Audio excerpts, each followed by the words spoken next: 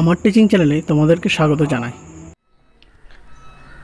আজকে ইকুইলিব্রিয়াম চ্যাপ্টারের তুমি নিট লেভেলে কিছু কোশ্চেন আনসার আলোচনা করছি।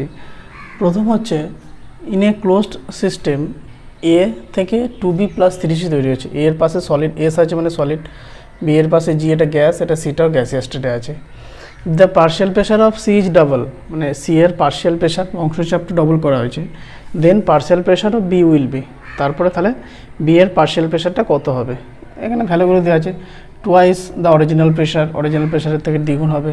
Half of its original pressure, original প্রেশারের অর্ধেক হবে। 1/2 রুট টাইম হবে আর 2√2 টাইম হবে।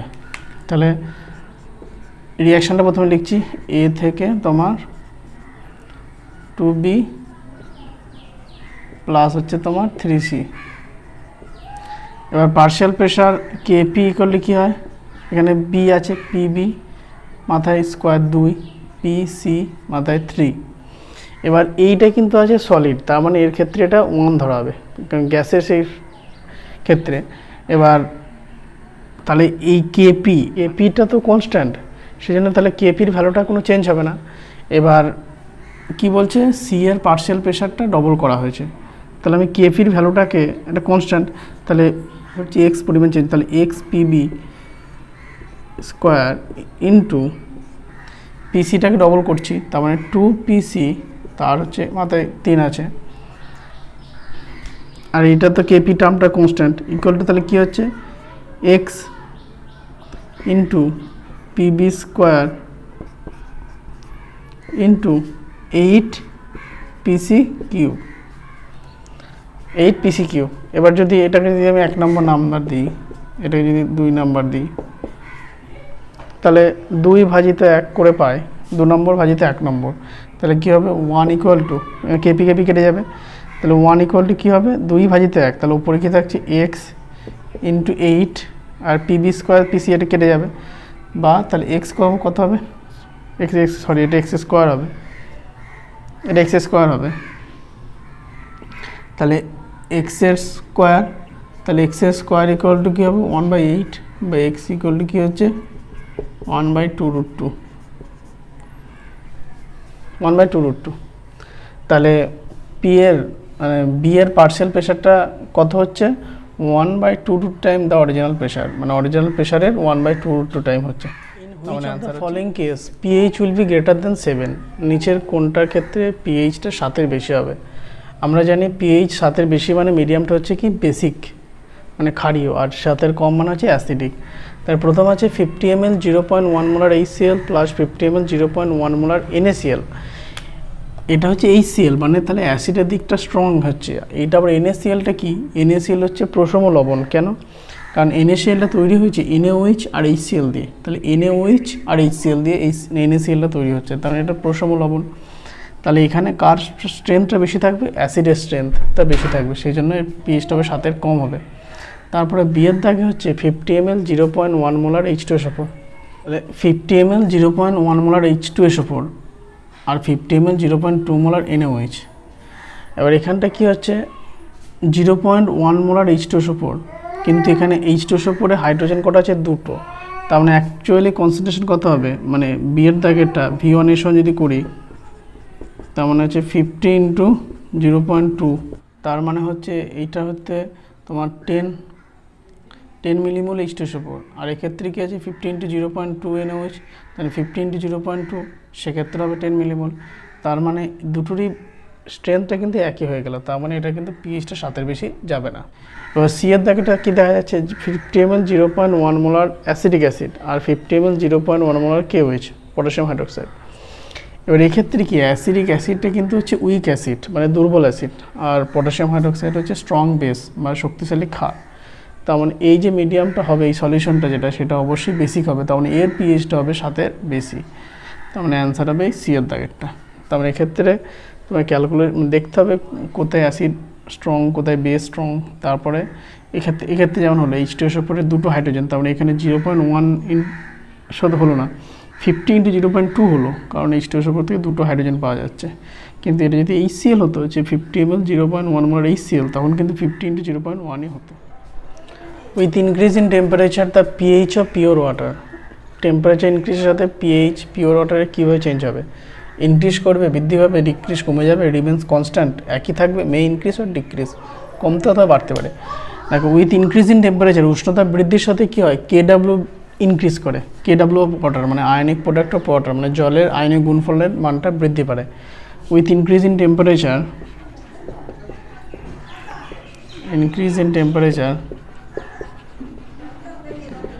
Kw increases. So as Kw increases, so Pkw decreases. And we know pH equal to POH equal to half Pkw. So as Pkw decreases, so pH of water decreases. So answer will be B. তাহলে যেহেতু তাহলে কেডাব্লিউ increase করছে, ফলে পিকেডাব্লিউ decrease করছে, পিকেডাব্লিউ decrease করার জন্য পিএইচও decrease করবে, সেই জন্য অ্যান্সার হচ্ছে B8. For which of the following reaction the degree of dissociation alpha and equilibrium constant are related as KP equal to 4 alpha square P by 1 minus alpha square. মানে এই নিচের যে রিয়াকশানগুলো বলা আছে এর চারটে রিয়াকশানের মধ্যে কোন রিয়াকশানের ক্ষেত্রে ডিগ্রি অফ ডিসোসিয়েশন মানে আলফা এবং ইকুইলিব্রিয়াম কনস্ট্যান্ট এই সম্পর্ক দ্বারা রিলেটেড আর কি, এই চারটে রিয়াকশানের মধ্যে। এবার এই চারটে রিয়াকশানের প্রত্যেকটা এইভাবে কেপি বের করাটা একটু চাপের ব্যাপার আছে। আমি প্রথমে ট্রিকটা বলে দিচ্ছি, তারপরে ওটা কোন রিয়াকশানের ক্ষেত্রে হচ্ছে বলে দিচ্ছি। ট্রিকটা হচ্ছে যদি ডেল্টা এন ইকুয়াল টু 0 হয়, যদি ডেল্টা এন ইকুয়াল টু 0 হয় তাহলে এই পি যুক্ত টার্মটা থাকবে না, পি যুক্ত টার্ম থাকবে না, যদি delta N equal to positive হয় তাহলে প্রেশার যুক্ত টার্ম উপরে থাকবে, আর যদি delta N equal to negative হয় তাহলে প্রেশার যুক্ত টার্ম নিচে থাকবে। তাহলে এখানে প্রেশারযুক্ত টার্মটা আছে উপরে, তাহলে আমায় দেখতে হবে কোন ক্ষেত্রে ডেল্টা এনটা পজিটিভ, কারণ ডেল্টা এনটা পজিটিভ হলে প্রেশারযুক্ত টার্মটা উপরে থাকবে। তাহলে প্রথমে দেখি এখানে ডেল্টা এনটা কত হবে। ডেল্টা এন মানে কি? প্রোডাক্টের মোল সংখ্যা বিয়োগ রিয়াক্ট্যান্টের মোল সংখ্যা। তাহলে প্রথম রিয়াকশনের ক্ষেত্রে ডেল্টা এন সমান কত হচ্ছে? 2 বিয়োগ 1, তাহলে 2 বিয়োগ 1 মানে হচ্ছে 1, তার মানে হচ্ছে পজিটিভ। তাহলে এই ক্ষেত্রে যেহেতু ডেল্টা এনটা পজিটিভ হচ্ছে তাহলে এইটা রিয়াকশানটা এর ক্ষেত্রেই সুইটেবল। আর তবু এখান থেকে চেক করে দেখি, এখানে দেখো ডেল্টা এনটা কত হচ্ছে? 2 বিয়োগ 1 প্লাস 1 মানে 0, ডেল্টা এনটা এখানে 0 এখানে থাকছে না। এখানে কি হচ্ছে? 2 বিয়োগ 1 প্লাস 3 মানে 2 বিয়োগ 4 মানে -2, তার মানে এক্ষেত্রেও পিযুক্ত টার্মটা থাকবে, কিন্তু কোথায় থাকবে? নিচের যুগ থাকলে। এক্ষেত্রে কত হচ্ছে? 1 বিয়োগ 1 যোগ 1, তার মানে এক্ষেত্রে ডেল্টা এনটা হচ্ছে -1, তাহলে এক্ষেত্রে ডেল্টা এন পি টার্মটা থাকবে কিন্তু নিচের দিকে থাকলে, তার মানে একটাই থাকছে যেটা ডেল্টা এনটা পজিটিভ, সেটা হচ্ছে এইটা। তাহলে অ্যান্সার হচ্ছে এইটা। এবার এইটা আমি ট্রিকটা বললাম, এবার আমি অঙ্কটা করে দিয়ে দেখাচ্ছি। দেখো এটা আসবে। তাহলে N2O4 থেকে তোমার তৈরি হচ্ছে 2NO2। তাহলে ইনিশিয়াল মূল সংখ্যা আমি ধরছি A আছে, এটা 0। এবার ডিগ্রি অফ ডিসোসিয়েশন মানে বিয়োজন মাত্রা আলফা, তাহলে টি টাইম পর কত ভেঙে যাচ্ছে? A বিয়োগ A আলফা, এটা তৈরি হতে কত হবে? 2A alpha. তাই টোটাল মোল সংখ্যা কত হলো? টোটাল মোল কত হচ্ছে? A বিয়োগ A alpha plus 2A alpha, তার মানে কত হচ্ছে? A প্লাস A আলফা, তার মানে A কমন নিলে 1 প্লাস আলফা, এটা হচ্ছে টোটাল মোল সংখ্যা। তাহলে এর মূল ভগ্নাংশ কত হচ্ছে? x অফ N2O4 এর মূল ভগ্নাংশ কত হচ্ছে? এর মূল আছে কত? A ইন্টু 1 মাইনাস আলফা, মানে A মাইনাস A আলফা এখানে কমন নিলাম, তাহলে A কমন নিলে A into 1 minus alpha by total মূল হচ্ছে A ইন্টু 1 প্লাস আলফা, তার মানে এর মূল ভগ্নাংশ হচ্ছে এইটা। আর NO2 এর মূল ভগ্নাংশ কত হচ্ছে? এর মূল আছে 2A alpha by A into 1 plus alpha, এটা হচ্ছে মূল ভগ্নাংশ। এবার পার্শিয়াল প্রেশারের সাথে মূল ভগ্নাংশ কি রিলেশন আছে? পার্শিয়াল প্রেশার, তাহলে P অফ N2O4 কত হবে? x in N2O4 into P, তার মানে এক্স ইন্টু ফোর মানে কত হচ্ছে, এ কেটে যাবে, কারণ 1 minus alpha by 1 plus alpha into P. আর পি অফ NO2 কত হবে, X of NO2 into P. তাহলে এক্স অফ NO2 কত, 2 আলফা, এখানে এ কেটে যাবে, তাহলে 2 alpha by 1 plus alpha into P. এবার কেপি এক্সপ্রেশনে করব।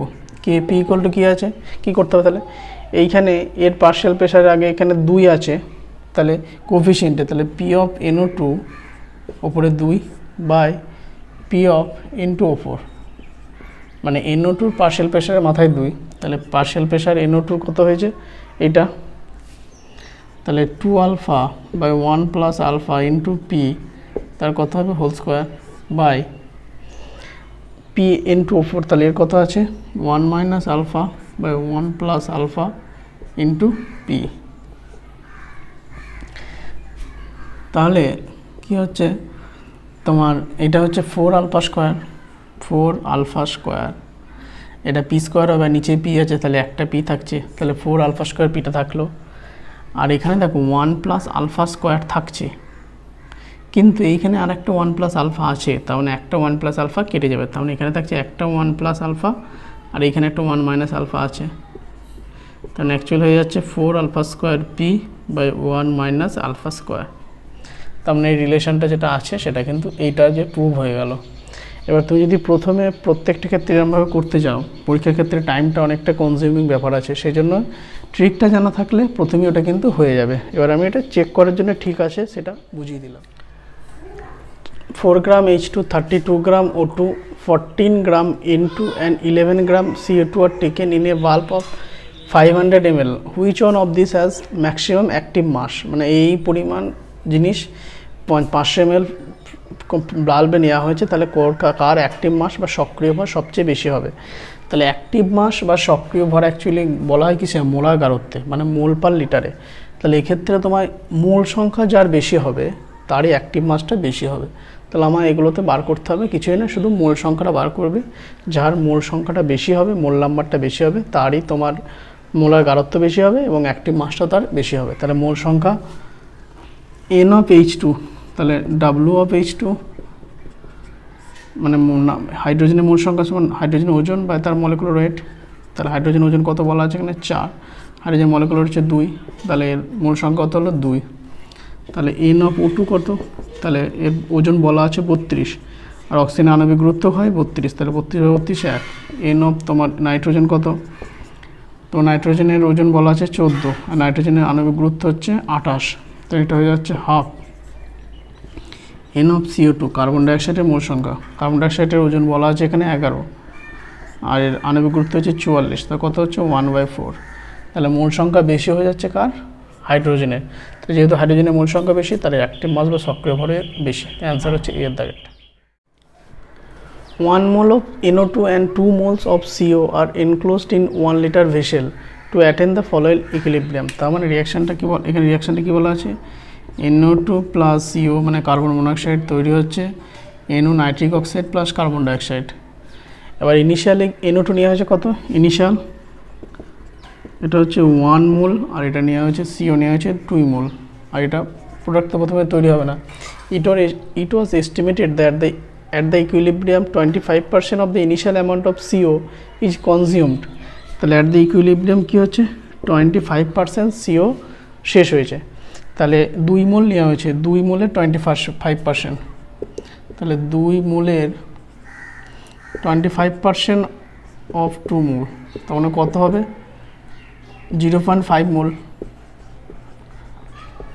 25% অফ 2 মোল হচ্ছে 0.5 মোল, 0.5 মোল CO কনজিউম হয়েছে কার্বন মনোক্সাইড।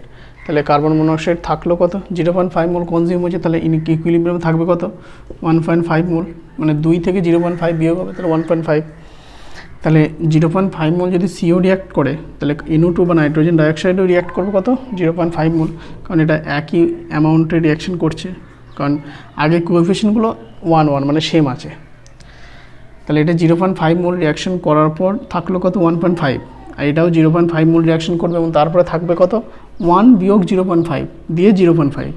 এটা কিন্তু 0.5 মোল রিয়াকশন করলো বলে 0.5 নয়, মানে 1 থেকে 0.5 বিয়োগ করে যেটা হলো সেটা হচ্ছে 0.5। তাহলে প্রোডাক্ট কত হবে এখানেও? তাহলে প্রোডাক্ট হচ্ছে 0.5 কারণ 1 করেই আছে। তাহলে ইকুইলিব্রিয়াম কনস্ট্যান্ট কেপি কত হবে? এটা হচ্ছে তাহলে 0.5 ইন্টু 0.5 বাই 0.5 ইন্টু 1.5।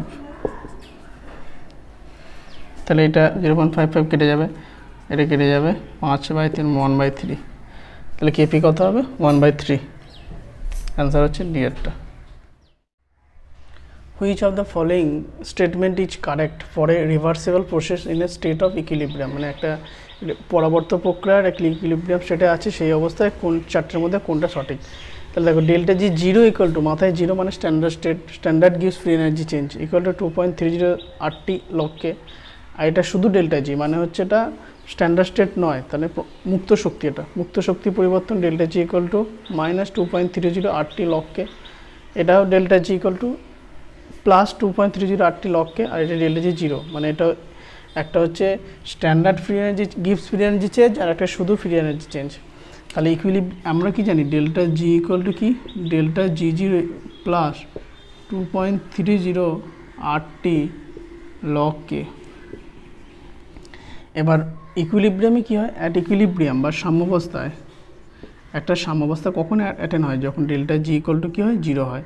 তাহলে কী হচ্ছে delta G equal two zero, মানে তাহলে delta G zero plus 2.30 RT লগকে মানে হয়ে যাচ্ছে জিরো। তাহলে বা ডেল্টা জি ইকুয়াল টু কী হয়ে যাচ্ছে? Minus 2.30 RT লগকে। তাহলে অ্যান্সার হচ্ছে কোনটা? মাইনাস এটা, ডি এর দাগেরটা অ্যান্সার হচ্ছে। What is the OH minus? Concentration of OH minus in the final solution prepared by mixing 20 ml of 0.05 molar HCl। তাহলে 20 ml of 0.05 molar HCl equal to 20 into 0.05 and 30 ml of 0.1 molar barium hydroxide BaOH এর whole to. এবার এখানটা দেখো barium হাইড্রোক্সাইডে কিন্তু OH minus কিন্তু আছে কটা? দুটো। তাহলে OH মাইনাস আছে দুটো, তাহলে এক্ষেত্রে কিন্তু কনসেন্ট্রেশনের সাথে এটা কিন্তু 2 দিয়ে গুণ করতে হবে। তাহলে এটার কত হচ্ছে? এটা হচ্ছে 1, আর এটা হচ্ছে 30 ইন্টু 0.1 ইন্টু 2, মানে কত হচ্ছে? 6। তাহলে কার মিলিমোলটা বেশি থাকলো? বেরিয়াম হাইড্রোক্সাইডে। তাহলে কনসেন্ট্রেশন অফ OH মাইনাস কত হবে?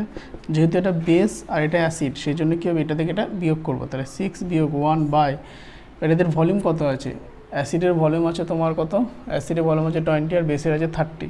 তাহলে 20 প্লাস 30, তার মানে 5/50, তার মানে 1/10, তার মানে 0.1 মোলার। তাহলে 0.1 মোলার হচ্ছে ডি এর দাগেরটা হচ্ছে অ্যান্সার। তাহলে এটা যদি এবার এটা যদি দুটি অ্যাসিড হতো তখন কিন্তু এটা যোগ হতো, বা দুটি বেস হলে যোগ হতো এবং টোটাল ভলিউম দিয়ে তোমার ভাগ হতো। যেহেতু একটা অ্যাসিড একটা বেস, তো এই জন্য তোমার এখানটা বিয়োগটা হলো।